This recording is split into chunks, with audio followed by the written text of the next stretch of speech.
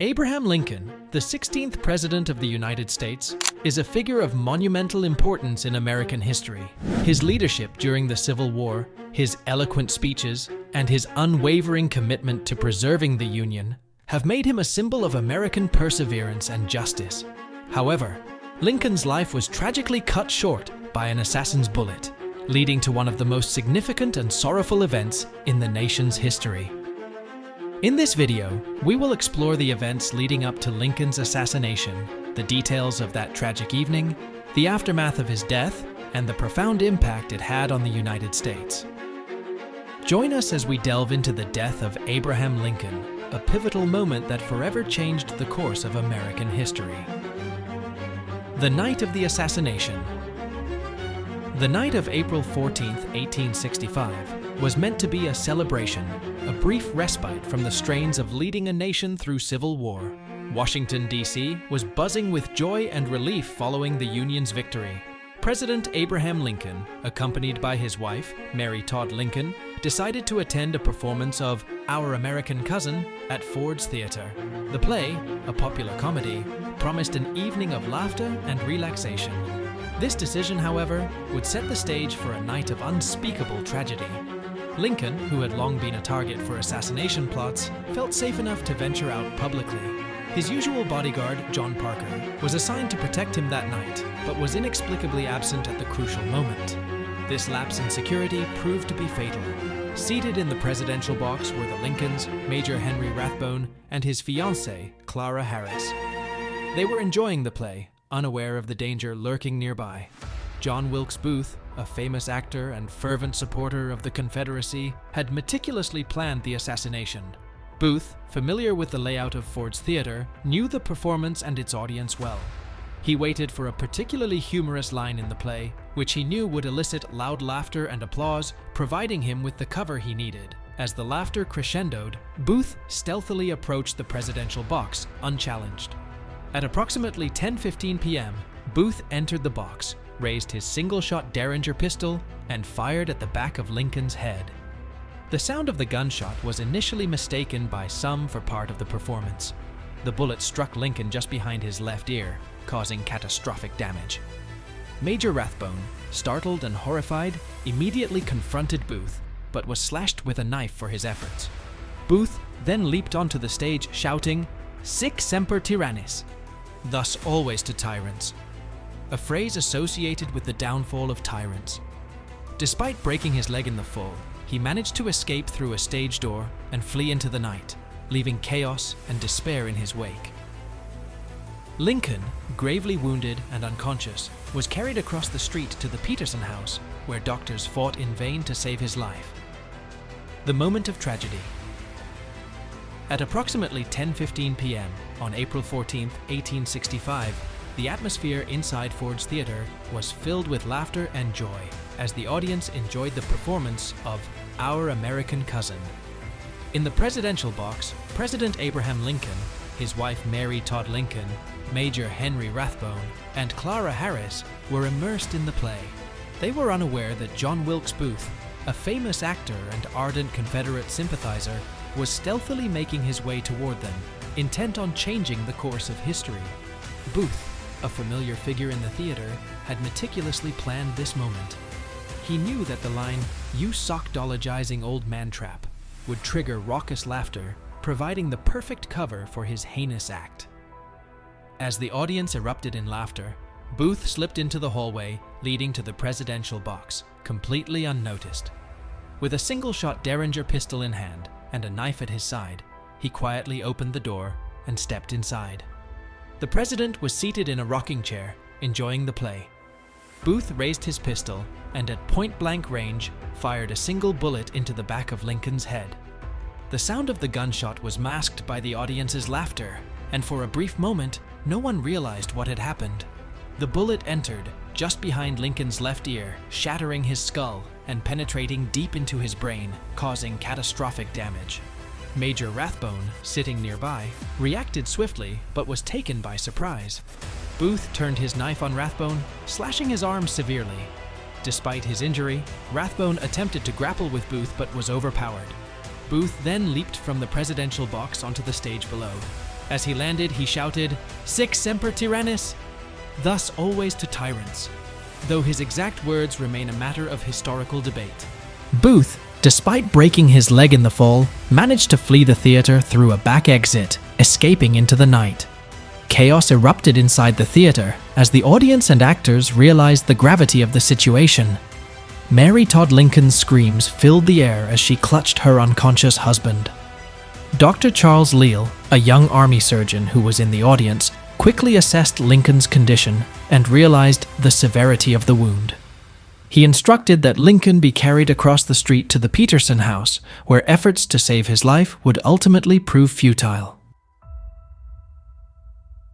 The aftermath in the theater. As John Wilkes Booth made his escape from Ford's Theater, pandemonium erupted within its walls. The shot that felled President Lincoln had initially been masked by the audience's laughter, but as the reality of the situation set in, a wave of shock and horror swept through the crowd. Mary Todd Lincoln's anguished screams filled the air as she clutched her mortally wounded husband, her grief echoing through the theater and compounding the sense of dread among the audience. Major Henry Rathbone, despite his severe stab wound, attempted to subdue Booth but was overpowered and left bleeding profusely. Clara Harris, Rathbone's fiancée, was also in shock and tried to assist him while processing the chaos unfolding around them. The actors on stage, confused and alarmed, paused their performance as the realization of the tragedy struck them. Dr. Charles Leal, a young army surgeon who happened to be in the audience, immediately rushed to the presidential box. Assessing the president's condition, he quickly realized the severity of Lincoln's injury. Lincoln's breathing was shallow, and he was completely unresponsive. Leal's initial attempts to remove the blood clot and relieve pressure on Lincoln's brain brought no signs of improvement, and it was clear that the wound was fatal. With the help of other audience members, Dr. Leal carefully moved Lincoln out of the theater. The atmosphere inside Ford's Theater was a mix of frantic activity and profound sorrow. Many in the audience wept openly, unable to comprehend the magnitude of what had just occurred. Some prayed, while others stood in stunned silence, their evening of entertainment having transformed into a nightmarish tragedy. Lincoln was carried across the street to the Peterson house, where doctors would attempt in vain to save his life. In the theater, the remaining audience members slowly filed out, their hearts heavy with grief and uncertainty. Ford's Theater, once a place of joy and laughter, had become a site of national tragedy. The assassination of Abraham Lincoln had left an indelible mark, not only on those present that night, but on the entire nation. The hunt for John Wilkes Booth. The assassination of President Abraham Lincoln triggered one of the largest manhunts in American history. John Wilkes Booth, a renowned actor and Confederate sympathizer, had meticulously planned his escape, and despite breaking his leg during his dramatic leap onto the stage, he managed to flee Washington, D.C. under the cover of night. Booth's accomplice, David Herold, was waiting with horses, and together they began their flight southward. The news of Lincoln's assassination spread rapidly, plunging the nation into grief and outrage. Secretary of War Edwin Stanton, determined to bring Booth to justice, launched an exhaustive search. Posters offering a $100,000 reward for Booth's capture were plastered across the country, and thousands of federal troops, detectives, and volunteers joined the pursuit. Booth and Herold navigated through Maryland, receiving assistance from Confederate sympathizers. They sought medical attention from Dr. Samuel Mudd, who set Booth's broken leg, unaware, at least initially, of the magnitude of Booth's crime. After leaving Dr. Mudd's house, they continued their journey, hiding in the dense Zakiah swamp for several days. The manhunt was relentless. Union soldiers conducted door-to-door searches, and checkpoints were established to capture the fugitive. Despite the extensive search efforts, Booth and Herold managed to stay one step ahead. They crossed the Potomac River into Virginia, aiming to find sanctuary among Confederate loyalists. On April 26, 1865, 12 days after Lincoln's assassination, Union cavalrymen finally cornered Booth and Herold at the Garrett Farm near Port Royal, Virginia. Booth and Herold had been hiding in the barn, and the soldiers surrounded it, demanding their surrender. Herold gave himself up, but Booth refused, determined to go down fighting.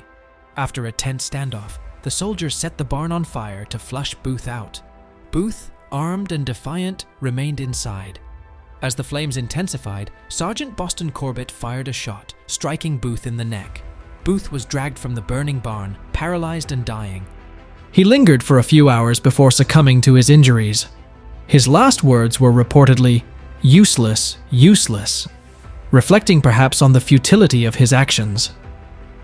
The capture and death of John Wilkes Booth brought a measure of closure to a grieving nation. But the reverberations of Lincoln's assassination were far from over. Booth's co-conspirators, including Dr. Mudd and others involved in the plot, were arrested and brought to trial. The manhunt for Booth, marked by its intensity and eventual success, stands as a testament to the nation's resolve to bring Lincoln's assassin to justice. The mourning of a nation. The assassination of Abraham Lincoln plunged the United States into a profound period of national mourning. The news of his death spread quickly, casting a shadow of grief and shock across the country. In the North, Lincoln was revered as the savior of the Union, the man who had guided the nation through its darkest hours. His loss was felt deeply, akin to the loss of a beloved family member. As Lincoln's body was prepared for its final journey, an elaborate funeral procession was planned to honor him. His body was transported by train from Washington, D.C. to his hometown of Springfield, Illinois. This journey, known as the Lincoln Funeral Train, retraced much of the route he had taken when he first traveled to the Capitol as president-elect. The train stopped in major cities along the way, allowing millions of Americans to pay their respects. In New York City, an estimated 500,000 people viewed Lincoln's open casket in City Hall. The streets were lined with mourners, some waiting hours for a chance to glimpse their fallen leader. The somber atmosphere was palpable as people of all ages and backgrounds came together to grieve. Black crepe adorned buildings, and flags were flown at half-staff nationwide. Businesses closed, and memorial services were held in towns and cities, reflecting the collective sorrow of a nation in mourning. In Washington, D.C., the grief was particularly intense. Government buildings, including the White House, were draped in black. The pain of Lincoln's loss was evident in the faces of those who had worked closely with him. Mary Todd Lincoln, already a fragile figure, was devastated, her grief compounded by the sudden and violent nature of her husband's death. She would never fully recover from the trauma. In the South, reactions were more complex. While some Confederate sympathizers expressed relief or indifference, many others recognized the magnitude of the event and its implications for the future. The hope for a more lenient Reconstruction, one that Lincoln might have led, was replaced by uncertainty and apprehension about the policies his successor, Andrew Johnson, would implement. The nation's mourning for Abraham Lincoln was not just for the man himself, but for what he represented: unity, perseverance, and a vision for a reunited country. His death was a tragic end to a life dedicated to the principles of liberty and equality, and his legacy would continue to inspire and shape the United States for generations to come. As millions mourned, the country grappled with the enormity of its loss and the daunting task of moving forward without its guiding light. The impact on Reconstruction.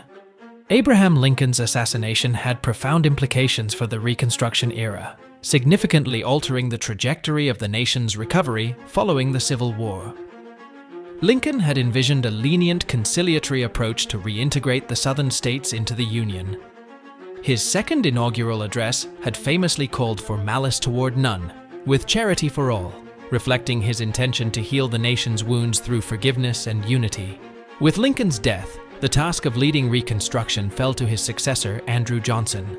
Unlike Lincoln, Johnson's approach was harsher and less forgiving toward the South. He implemented policies that were initially lenient, granting pardons to many former Confederates, but he soon clashed with radical Republicans in Congress who demanded stricter measures. This discord led to a series of contentious political battles, ultimately resulting in Johnson's impeachment.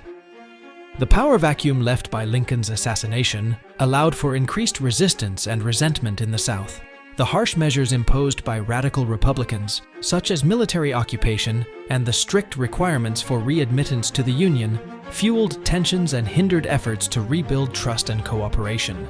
The Reconstruction era, marked by its tumult and conflict, failed to fully achieve the equitable and just society Lincoln had envisioned, setting the stage for future racial and regional strife. Lincoln's legacy. Abraham Lincoln's assassination had profound implications for the Reconstruction era, significantly altering the trajectory of the nation's recovery following the Civil War. Lincoln had envisioned a lenient, conciliatory approach to reintegrate the Southern states into the Union. His second inaugural address had famously called for malice toward none, with charity for all, reflecting his intention to heal the nation's wounds through forgiveness and unity. With Lincoln's death, the task of leading Reconstruction fell to his successor, Andrew Johnson. Unlike Lincoln, Johnson's approach was harsher and less forgiving toward the South. He implemented policies that were initially lenient, granting pardons to many former Confederates, but he soon clashed with radical Republicans in Congress who demanded stricter measures. This discord led to a series of contentious political battles, ultimately resulting in Johnson's impeachment. The power vacuum left by Lincoln's assassination allowed for increased resistance and resentment in the South. The harsh measures imposed by radical Republicans, such as military occupation and the strict requirements for readmittance to the Union, fueled tensions and hindered efforts to rebuild trust and cooperation. The Reconstruction era, marked by its tumult and conflict, failed to fully achieve the equitable and just society Lincoln had envisioned, setting the stage for future racial and regional strife. The emotional toll. The assassination of Abraham Lincoln cast a shadow of grief and despair over the nation, taking an immense emotional toll on Americans from all walks of life. In the immediate aftermath, the country was engulfed in mourning. People who had never met Lincoln felt a personal loss, as if they had been deprived of a guiding light in a time of darkness. His leadership during the Civil War had provided hope and stability, and his sudden, violent death shattered the nation's sense of security. Mary Todd Lincoln, already struggling with mental health issues and the loss of her son Willie 3 years earlier, was devastated by her husband's murder. Her grief was profound and debilitating, and she never fully recovered from the trauma, living much of her remaining life in seclusion and sorrow. The emotional impact extended beyond personal grief. For African Americans, Lincoln's death was particularly poignant. He was seen as a symbol of emancipation and progress, and his assassination stirred fears about the future of civil rights and justice. Many worried that the hard-won freedoms gained during his presidency might be lost without his steadfast guidance. The collective sorrow was a testament to Lincoln's deep connection with the American people. His assassination not only marked the end of a presidency, but also left a nation grappling with loss, uncertainty, and the daunting task of rebuilding without their revered leader. Reflections on fate and destiny. Lincoln's assassination raises poignant questions about fate and destiny. How might the trajectory of American history have been altered if he had lived? Would his leadership during Reconstruction have eased the nation's recovery, or would he have faced insurmountable challenges? These questions linger in the minds of historians and lay people alike, adding a layer of complexity to Lincoln's already storied legacy. Lincoln himself was no stranger to reflections on destiny. In his speeches and writings, he often spoke of a higher purpose guiding the nation's path. His own premonitions about his fate, including dreams and letters suggesting he anticipated his own death, add a haunting dimension to his story. Lincoln's assassination, then, becomes not just a historical event, but a moment steeped in a sense of tragic inevitability. As we reflect on the profound legacy of Abraham Lincoln, his enduring impact on our nation becomes ever clearer. His vision for unity and equality continues to guide us. Thank you for joining us on this journey through history. If you found this video insightful, please like, comment, and subscribe for more explorations into the past. Share your thoughts and let us know what historical moments you'd like to learn about next. Until next time, stay curious and stay informed. Like this video if you found it informative. In the comments below, share your thoughts on Abraham Lincoln's legacy. Don't forget to subscribe to our channel for more captivating historical insights.